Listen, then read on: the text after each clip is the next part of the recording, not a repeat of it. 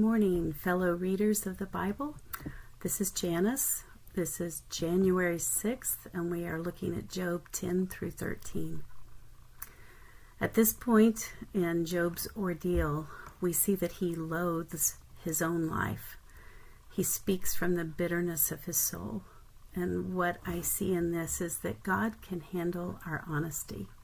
He can take it. And he wants us to be honest with him.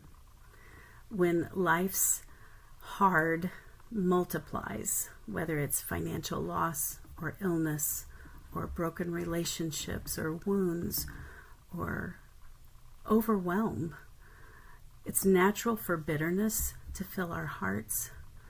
And yet, in spite of all that's going on around him in the physical realm, Job puts his focus, keeps his focus, resolutely puts his focus back on God. And he argues with him. He says in chapter 10, verse 7, "According to your knowledge, I am indeed not guilty, yet there's no deliverance from your hand. Your hands fashioned and made me, and would you destroy me? Why have you brought me to life?" His despair is palpable. He doesn't know of the battle in the spiritual realm trying to bring him down. And then he's also got friends that try to do the same. In chapter 11, his friend reproves him and basically reasons from what he can see. Obviously, you sinned, so if you would just direct your heart right and spread out your hands to God, your life would be brighter than noonday. We can't just look at what we can see and discern humanly what God is doing. There's a whole nother dimension spiritually of what he is bringing about. And Job keeps his focus there. In chapter 12, verse 13, we see that Job begins to rehearse to himself who God is, that with him are wisdom and might. To him belong counsel and understanding. God reveals mysteries from the darkness and brings the deep darkness into light. Job knows that God impacts the leaders of this world in ways they can't refute. Judges, kings, nobles, nations, God rules over all. And we see that Job understands this about God. We saw in the first few chapters of this book that God sets boundaries that no one can defy.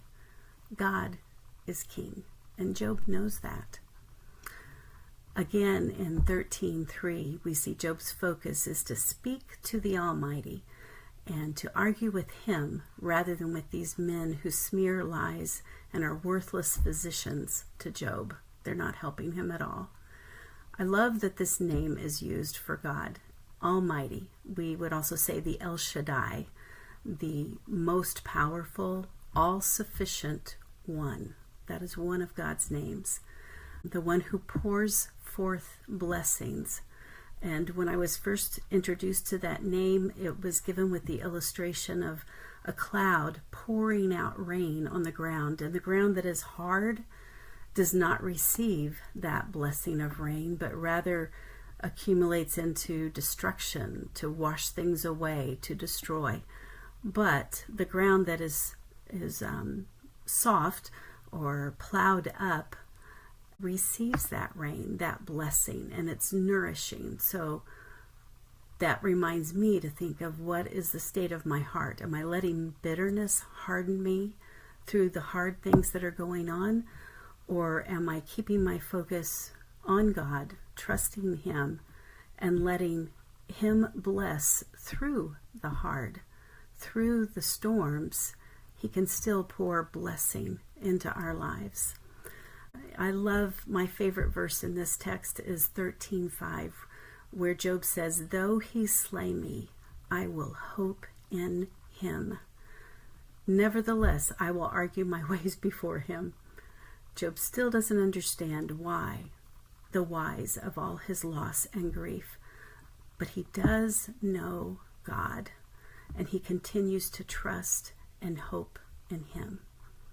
There's a Jewish prayer that begins, "Blessed are you, Lord our God, King of the universe." And I am greatly encouraged by that because it resets all the things that are in my heart and maybe in my mind as I come to him in prayer. Usually it's a jumbled mess of things I want him to take care of. And yet it's a good reset to realize he is King of the universe. So all of this is under his authority, his domain. He will accomplish his plans. He will bring us through. His children, he will bring us through. And he will bless us even in the midst of the storms. So in these chapters, even though there's great despair, I see that God is El Shaddai, the all-sufficient one.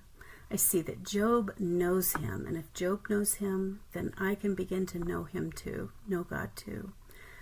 And that I pray that may we see God's all-sufficiency personally today as we go through our day, and may we too hope in him.